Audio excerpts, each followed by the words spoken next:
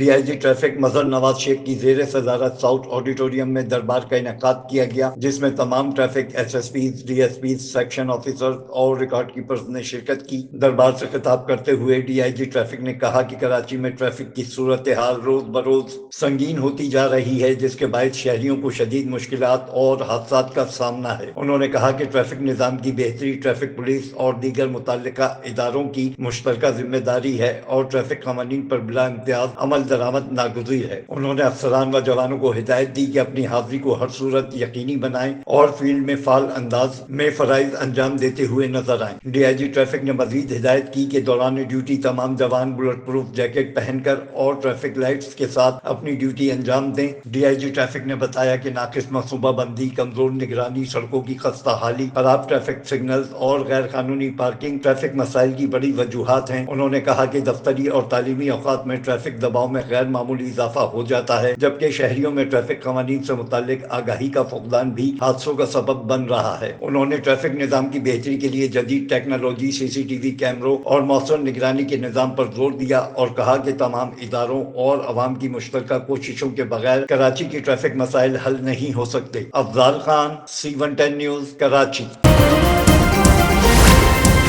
C110 news, خبر کی اصل خبر۔